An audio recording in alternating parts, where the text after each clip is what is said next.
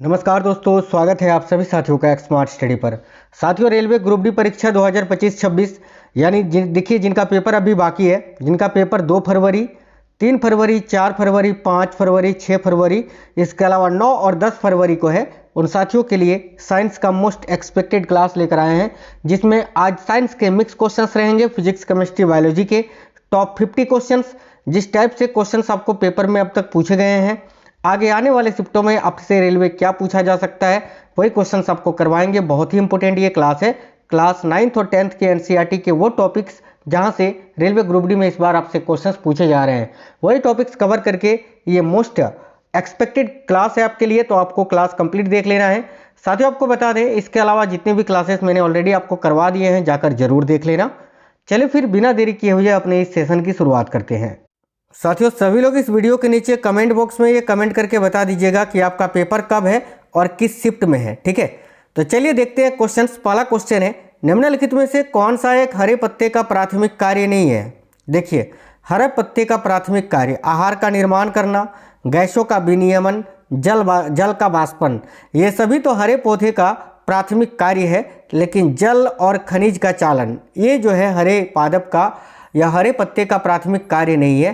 Correct answer हो जाएगा option number D. Question काफी इंपॉर्टेंट है, याद रखिएगा। अगला क्वेश्चन है, एक वास्तविक फल निम्न में से किससे निर्दिष्ट होता है। बताइए, एक वास्तविक फल जो होता है निम्न में से किससे निर्दिष्ट होता है। जब पुष्प का केवल पुष्पासन वृद्धि करता है और एक फल में विकसित होता है, नहीं।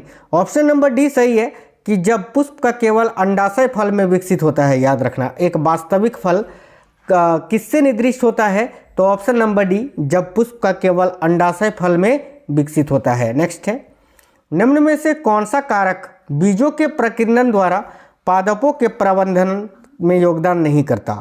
तो निम्न में से कौन सा कारक है जो बीजों के प्रकीर्णन द्वारा पादपों के प्रवर्धन में योगदान नहीं करता है। देखिए, कवक करेक्ट आंसर हो जाएगा साथियों। बाकी पवन, जंतु, जल, ये सभी करता है, कवक नहीं करता है। Option number B correct answer हो जाएगा, कवक। अगला, विद्युत चुंबकीय स्पेक्ट्रम का दृश्य भाग क्या होता है। देखिए, विद्युत चुंबकीय स्पेक्ट्रम का जो दृश्य भाग होता है वो होता है साथियों प्रकाश। एक बात यह याद रखेंगे आप सभी कि मानव आंख जो होता है ना, मानव का जो आंख होता है वो 380 से 700 नैनोमीटर तक की तरंग दैर्घ्य का पता लगा सकती है, क्योंकि ये क्वेश्चन पूछा जाता है कि मानव का आंख, ठीक है, कितने नैनोमीटर तक के तरंग दैर्घ्य का पता लगा सकती है। तो याद रखना 380 से 700 नैनोमीटर तक की। अगला क्वेश्चन है, प्रवाल भित्तियों की वृद्धि के विषय में निम्न में से कौन सा कथन सही नहीं है। ध्यान से देखिए, काफी इंपोर्टेंट क्वेश्चन है। ए में लिखा हुआ है, प्रवाल अलवणीय जल में प्रचुरता से उग सकते हैं। बिल्कुल गलत है यार, क्योंकि देखिए प्रवाल भित्तियां जो होती है वो लवणीय जल में ही प्रचुरता से उगते हैं, अलवणीय जल में नहीं। अलवणीय, इसका कहने का मतलब है कि जिस जल में नमक नहीं होगा, लवणीय नहीं होगा, उस जल में ये उग जाएगा। बिल्कुल गलत है, क्योंकि प्रवाल भित्ति उसी प्रकार के जल में प्रचुरता से उग सकते हैं जहाँ पर लवण होगा। तो ये गलत है, यही आपका आंसर हो जाएगा, क्योंकि आपको गलत कथन ही चुनना था, कौन सा कथन सही नहीं है। तो ऑप्शन नंबर यही गलत है, यही आंसर हो गया। बाकी देख लीजिए, बी में लिखा हुआ है, इसे 23 डिग्री सेल्सियस से 25 डिग्री सेल्सियस के बीच के उष्ण जल की आवश्यकता होती है। बिल्कुल, ये बिल्कुल सही कथन है। इसे छिछले लवणीय जल की आवश्यकता होती है, बिल्कुल, जो 50 मीटर से अधिक गहरा ना हो। इसे प्रकाश संश्लेषण में सहायता के लिए प्रचुर मात्रा में सूर्य के प्रकाश की आवश्यकता होती है। बिल्कुल, ये भी सही है। ऑप्शन नंबर ए केवल गलत है, यही आंसर होगा। आगे देखिए, निम्न में से किस नाइट्रोजन ऑक्साइड में नाइट्रोजन की सबसे अधिक ऑक्सीकरण अवस्था है। देखने से ही साफ साफ पता चल रहा है, N2O5 में, ठीक है। इसमें जो है ना साथियों, देखिए सबसे अधिक जो है क्या है, तो नाइट्रोजन की ऑक्सीकरण अवस्था है। तो ऑप्शन नंबर डी इस क्वेश्चन का आपका करेक्ट आंसर हो जाएगा। अगला क्वेश्चन है, कार्बन के उस रूप के बारे में जिसे हीरा कहा जाता है, निम्न में से कौन सा एक सही नहीं है। तो भाई, कार्बन के उस रूप के बारे में जिसे हीरा कहा जाता है, निम्न में से कौन सा कथन सही नहीं है। ए में लिखा हुआ है, यह ग्रेफाइट से कठोर होता है। बिल्कुल, इसमें कार्बन की उतनी ही प्रतिशतता होती है जितने ग्रेफाइट की। बिल्कुल, यह ग्रेफाइट से अधिक विद्युत सुचालक है क्या। हीरा ग्रेफाइट से अधिक विद्युत सुचालक है, नहीं, ये गलत है। तो यही आपका आंसर हो जाएगा। बाकी देखिए, डी में लिखा हुआ है, इसमें कार्बन से कार्बन की दूरी सभी दिशाओं में अलग अलग होती है। ये भी सही है, केवल ऑप्शन नंबर सी गलत है, और गलत चुनना था तो option number C correct answer हो जाएगा। जब कोई उत्तल लेंस किसी वस्तु का वास्तविक प्रतिबिंब बनाता है तो उस वस्तु को उसके प्रतिबिंब के बीच की न्यूनतम दूरी कितने के बराबर होती है। उत्तल लेंस पूछा है, ध्यान से देखिए, ऑप्शन नंबर सी करेक्ट होगा। उस उत्तल लेंस की फोकस दूरी की 4 गुनी। अगला क्वेश्चन है, भूपृष्ठ के किसी भी स्थान पर चुंबकीय क्षेत्र की दिशा साधारणतः किस रूप में निर्दिष्ट की जाती है। तो भाई भूपृष्ठ के किसी भी स्थान पर चुंबकीय क्षेत्र की जो दिशा होती है साधारणतः किस रूप में निर्दिष्ट की जाती है। करेक्ट है क्षेत्र दिक्पात और क्षेत्र अनाति दोनों। Option number C correct answer हो जाएगा। निम्न में से किससे आग को सबसे जल्दी बुझाया जा सकता है, बताइए। डबल स्टार मार्क कर लीजिएगा साथियों, बताना है निम्न में से किससे आग को सबसे जल्दी बुझाया जा सकता है। तो देखिए करेक्ट होगा उबलते हुए जल से। काफ़ी लोग यहाँ पर जो है शीतल जल यानी ठंडा जल आंसर करेंगे, लेकिन वो गलत हो जाएगा। उबलता हुआ जल आंसर होगा ऑप्शन नंबर बी। देखिए पानी को उबालना बड़ी मात्रा में भाप उत्पन्न करके जो ऑक्सीकरण को विस्थापित करके आग को ठंडा भी करता है और आग को बुझा भी देता है। नेक्स्ट क्वेश्चन है, निम्न में से किसमें उष्मा की हानि मुख्य रूप से संवहन के कारण नहीं होती है, बताइए। इनमें से किसमें उष्मा हानि संवहन के कारण नहीं होती है। तो ऑप्शन नंबर डी करेक्ट होगा। बल्ब के तंतु में धारा प्रवाह होने के कारण बल्ब के कांच की सतह का गर्म होना, इसमें जो है उष्मा हानि संवहन के कारण नहीं होगी।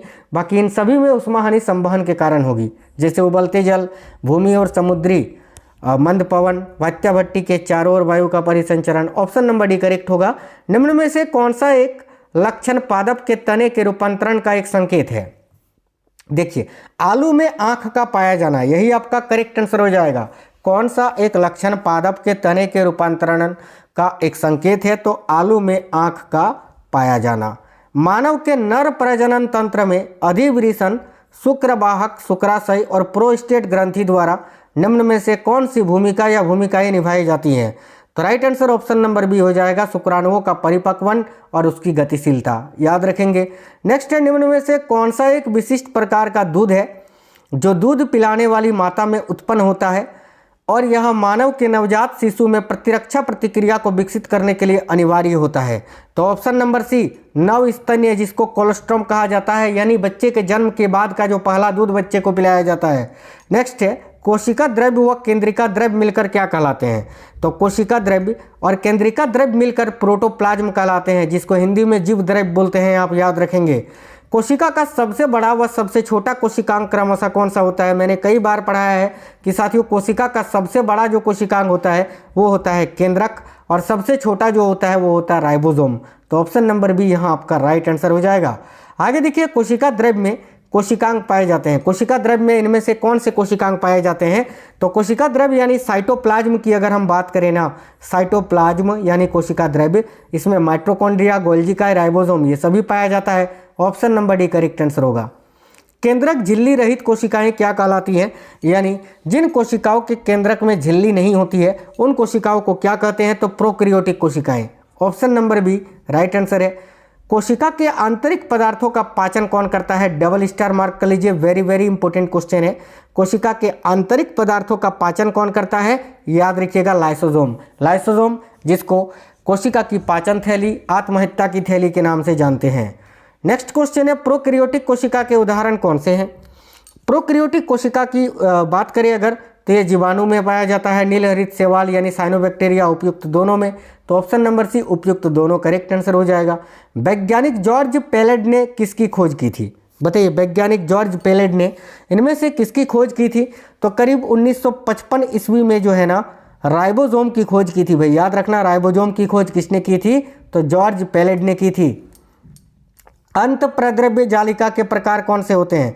तो दो प्रकार का अंत प्रद्रव्य जालिका होता है। एक होता है खुरदरी अंत प्रद्रव्य जालिका यानी रफ एंडोप्लाज्मिक रेटिकुलम, जिसमें राइबोसोम की उपस्थिति होती है, ठीक है। एक होती है चिकनी अंत प्रद्रव्य जालिका यानी स्मूथ एंडोप्लाज्मिक रेटिकुलम, जो साथियों वसा और लिपिड से बना होता है, यानी ऑप्शन नंबर सी उपयुक्त दोनों। जूल प्रति केजी किसकी इकाई है। जूल प्रति केजी किसकी ऐसा इकाई है। देखिए करेक्ट आंसर हो जाएगा गुप्त ऊष्मा की, याद रखना गुप्त ऊष्मा का ये ऐसा इकाई होता है जूल प्रति किलोग्राम। नेक्स्ट है जूल प्रति सेकंड। जूल प्रति सेकंड किसका ऐसा मात्रक है। भाई जूल प्रति सेकंड शक्ति, पावर एक ही चीज़ें हैं, सामर्थ्य यानी उपयुक्त तीनों, इन सभी का ऐसा मात्रक आपका जूल प्रति सेकंड होता है। गाउस किस भौतिक राशि का ऐसा मात्रक है? बताइए, गाउस जो है ये किस भौतिक राशि का ऐसा मात्रक है भाई? देखिए साथियों, गाउस जो है ये चुंबकीय प्रेरण का ऐसा मात्रक होता है। Option number B right answer होगा, चुंबकीय प्रेरण का। नेक्स्ट क्वेश्चन, निम्न में से कौन सा कथन सही है? ए में लिखा हुआ है परमाणु संख्या समान व द्रव्यमान संख्या अगर भिन्न भिन्न है तो उसको आइसोटोप बोलेंगे, समस्थानिक, बिल्कुल सही कथन है। बी में लिखा हुआ है परमाणु द्रव्यमान समान एवं संख्या अगर भिन्न भिन्न है तो इसको आइसोबार बोलेंगे, बिल्कुल। एएमयू का मतलब होता है एटॉम मास यूनिट या एटॉमिक मास यूनिट, ये भी सही है। ऑप्शन नंबर डी उपयुक्त तीनों सही है।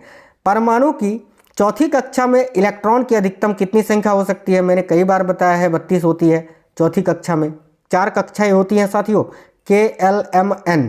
इसको निकालने का सूत्र 2n² होता है। चौथी कक्षा का पूछा है, यानी ये चौथी कक्षा यानी 2n की जगह पर 4 का मान रखेंगे, स्क्वायर 4 का स्क्वायर 16, 16 × 2 32। ऐसे किसी भी कक्षा का आप निकाल सकते हैं, सिंपल सी बात है, कई बार मैंने पढ़ाया है। नील्स बोर व बरी के नियमों को किस नाम से जाना जाता है? बताइए, नील्स बोर व बरी के नियमों को किस नाम से जाना जाता है? करेक्ट है, बोर बरी स्कीम के नाम से। परमाणु के अंदर सबसे कम द्रव्यमान वाला कण कौन सा होता है? देखिएगा, परमाणु के अंदर सबसे कम द्रव्यमान वाला जो कण है वह साथियों इलेक्ट्रॉन। करेक्ट आंसर हो जाएगा ऑप्शन नंबर बी, इलेक्ट्रॉन। बिल्कुल सुपर फास्ट क्लास करवा रहे हैं, क्वेश्चंस एग्जाम ओरिएंटेड क्वेश्चंस जो कि डायरेक्ट आपके पेपर में फंसेंगे। सभी लोग वीडियो को लाइक जरूर करिएगा साथियों, अभी तक अगर किसी ने लाइक नहीं किया है तो, और चैनल को सब्सक्राइब कर लीजिएगा जो भी साथी नए हैं। और हाँ, जो क्लासेस मैंने ऑलरेडी करवाए हैं उसको भी देखना है, जरूर से जरूर देखना है। तो नाभिक की खोज रदरफोर्ड द्वारा किस प्रयोग से की गई थी? देखिए, राइट होगा अल्फा कण प्रकीर्णन के प्रयोग से। और नाभिक की खोज कब की गई थी? तो 1911 में की गई थी, याद रखेंगे। परमाणु के नाभिक की त्रिज्या क्या होती है? ध्यान से देखिएगा, परमाणु के नाभिक की जो त्रिज्या होती है वो 10⁻⁻15 मीटर होता है। तो करेक्ट आंसर क्या हो जाएगा? Option number A, 10⁻⁻15 metre. अगला क्वेश्चन है, कण एवं तरंग दोनों ही की तरह व्यवहार कौन करता है? तो कण एवं तरंग दोनों की तरह कौन व्यवहार करता है? याद रखेंगे साथियों, electron. Option number C correct answer हो जाएगा। इलेक्ट्रॉन जो होता है यह कण एवं तरंग दोनों ही की तरह व्यवहार करता है। धातु ऑक्साइड की प्रवृत्ति कैसी होती है? बताइए, जो धातु का ऑक्साइड होता है उसकी प्रवृत्ति कैसी होती है? याद रखेंगे, धातु का जो ऑक्साइड होता है वो क्षारीय प्रकृति का होता है, यानी option number A correct answer हो जाएगा, क्षारीय, बेसिक नेचर का होता है। नेक्स्ट क्वेश्चन, वे धातु जो ऑक्सीजन के साथ अभिक्रिया नहीं करती है? बताइए, वे धातु कौन सी है जो कि ऑक्सीजन के साथ अभिक्रिया नहीं करती है? देखिए, करेक्ट होगा सिल्वर एवं गोल्ड, ये किसी के साथ भी अभिक्रिया नहीं करती है। याद रखना, इसकी जो अभिक्रियाशीलता होता है ना वो बहुत ही कम होता है, जो कि बिल्कुल ना के बराबर अभिक्रिया करती है, याद रखना, सिल्वर एवं गोल्ड। नेक्स्ट क्वेश्चन देखिए, ऑरेनियस के अनुसार अम्ल क्या है? बताइए, ऑरेनियस के अनुसार अम्ल क्या होते हैं? तो देखिए, ऑरेनियस के अनुसार अम्ल वे होते हैं जो जलीय विलयन में H+ आयन देते हैं। Correct answer option number C correct हो जाएगा, जो जलीय विलयन में H+ आयन देते हैं। ब्रॉनस्टेड-लॉरी के अनुसार अम्ल एवं क्षार क्रमशः क्या होते हैं? देखिए, ब्रॉनस्टेड-लॉरी के अनुसार अम्ल एवं क्षार क्रमशः, अम्ल की अगर बात करें तो ये प्रोटॉन दाता होता है और क्षार प्रोटॉन ग्राही होता है। तो ऑप्शन नंबर ए इस क्वेश्चन का करेक्ट आंसर आपका हो जाएगा। अम्ल और क्षार की क्रिया कराने की प्रक्रिया को क्या कहा जाता है? देखिए, अम्ल और क्षार की क्रिया कराने वाली जो प्रक्रिया है इसी को हम उदासीनीकरण कहते हैं, उदासीनीकरण प्रक्रिया। तो right answer option number C हो जाएगा, उदासीनीकरण। नेक्स्ट क्वेश्चन है, भोजन को मुख्य गुहा से आमाशय तक कौन पहुंचाता है? डबल स्टार मार्क कर लीजिए साथियों, भोजन को मुख्य गुहा से आमाशय तक कौन पहुंचाता है? करेक्ट आंसर हो जाएगा ग्रास नली। ग्रास नली जिसको ईसोफेगस कहते हैं, इसकी लंबाई पूछी जाती है, याद रखना 25 सेंटीमीटर होती है भाई, ठीक है। नेक्स्ट क्वेश्चन, मेंडल ने अपने प्रयोग के दौरान अभिलक्षणों के कितने जोड़े चुने थे? यह हेरिडिटी वाला चैप्टर तो बहुत ही इंपॉर्टेंट है, ध्यान से देखिएगा। मैं हर सेट जितनी भी साइंस की क्लासेस कराता हूँ हर सेट में हेरिडिटी से क्वेश्चंस लेता ही हूँ, क्योंकि इससे बहुत ज़्यादा क्वेश्चंस पूछा जा रहा है आपके पेपर में। तो मेंडल ने अपने प्रयोग के दौरान अभिलक्षणों के कितने जोड़े चुने थे? याद रखना 7 जोड़े। मैं केवल वही चैप्टर कवर करके आपको क्लासेस करवा रहा हूँ जहाँ से रेलवे ग्रुप डी में क्वेश्चन आपसे पूछे जा रहे हैं। आगे देखिए, अगला क्वेश्चन है, आरएनए के 3 प्रकार होते हैं, वे कौन से हैं? काफ़ी इंपॉर्टेंट क्वेश्चन है, याद रखना। आरएनए 3 प्रकार का होता है, mRNA, rRNA और tRNA। तो option number A correct answer हो जाएगा mRNA, rRNA और tRNA। नेक्स्ट क्वेश्चन है गुणसूत्र किसके बने होते हैं। कई बार आपको पढ़ाए हैं कि साथियों गुणसूत्र जो है डीएनए और हिस्टोन प्रोटीन के बने होते हैं। Option number D correct answer हो जाएगा। आरएनए से संबंधित कौन सा कथन सत्य है। आरएनए से संबंधित यानी राइबोन्यूक्लिक एसिड, ऑप्शन नंबर भी सही है कि इसकी संरचना एकल कुंडलित होती है। नेक्स्ट है गुणसूत्र की संरचना में कौन शामिल होता है। तो गुणसूत्र की संरचना में डीएनए, आरएनए और हिस्टोन ये सभी शामिल होता है। Option number D correct answer हो जाएगा, डीएनए, आरएनए और हिस्टोन। देखिए मानव जीवन के सही संचालन के लिए अत्यधिक आवश्यक तत्व कौन से हैं, कौन कौन से हैं। तो मानव जीवन के सही संचालन के लिए अत्यधिक आवश्यक जो तत्व हैं वो तो ये सभी हैं। कार्बोहाइड्रेट भी चाहिए, प्रोटीन भी चाहिए, वसा भी चाहिए, खनिज लवण भी चाहिए, विटामिन भी चाहिए, जल भी चाहिए। तो ऑप्शन नंबर डी उपयुक्त सभी करेक्ट आंसर हो जाएगा। छोटे बच्चों के शरीर में प्रोटीन की कमी से कौन सा मानव रोग हो जाता है। देखिए छोटे बच्चों के शरीर में प्रोटीन की कमी से कौन सा मानव रोग हो जाता है। तो क्वाशी-योरकर बीमारी, जो कि साथियों प्रोटीन की कमी से होती है बच्चों में, 14 वर्ष से कम आयु के बच्चों में। नेक्स्ट है मानव मस्तिष्क में स्मरण क्षमता कहाँ पाई जाती है। बताइए किसको बुद्धि एवं चतुराई का केंद्र कहते हैं। तो याद रखिए सेरिब्रम को, सेरिब्रम ऑप्शन नंबर ए राइट आंसर हो जाएगा। अगला क्वेश्चन है मनुष्य में कौन सा रक्त परिसंचरण तंत्र पाया जाता है। डबल स्टार मार्क कर लीजिएगा। मनुष्य के बारे में पूछा जा रहा है तो मनुष्य में बंद परिसंचरण तंत्र पाया जाता है। साथियों देखिए मनुष्य और पक्षियों की जो मनुष्य और पक्षियों में बंद परिसंचरण तंत्र पाया जाता है, यह आपको याद रखना है, ठीक है, क्योंकि पक्षियों एवं मनुष्य में रक्त नलिकाओं द्वारा रक्त का परिसंचरण होता है। नेक्स्ट क्वेश्चन है खुला रक्त परिसंचरण तंत्र किस में पाया जाता है। देखिएगा खुला रक्त परिसंचरण तंत्र जो होता है ये कीटों में, तितली में, कॉकरोच में, उपयुक्त सभी में पाया जाता है। Option number D correct answer हो जाएगा, उपयुक्त सभी में। नेक्स्ट है न रक्त बनावट में किस तरह का होता है।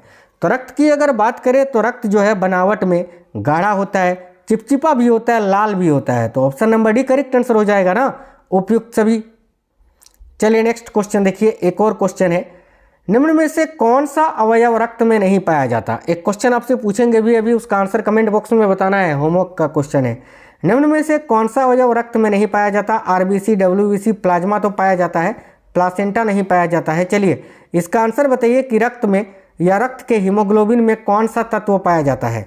हमारे रक्त का जो हीमोग्लोबिन होता है उसमें कौन सा तत्व पाया जाता है। कोबाल्ट, आयरन, कॉपर या कार्बन। इसका आंसर सभी साथी कमेंट बॉक्स में कमेंट करके बताएंगे। साथियों अगर आप लोगों ने अपना सीटी इंटीमेशन चेक कर लिया है तो कमेंट बॉक्स में जरूर बताना आपका पेपर कब और किस शिफ्ट में है। और जिनका सीटी नहीं भी दिख रहा है वो टेंशन मत लीजिएगा, क्योंकि 6 फरवरी तक का तो दिख रहा है, जिनका पेपर 6 फरवरी तक है, ठीक है। जिनका पेपर 9 और 10 फरवरी का है उनका नहीं दिख रहा है तो उनका भी दिखने लगेगा। जिनका नहीं दिख रहा है वो समझ जाना कि आपका पेपर 9 या 10 फरवरी को होगा। चलिए तो भाई मिलेंगे आपसे नेक्स्ट वीडियो में। जय हिंद साथियों, वंदे मातरम।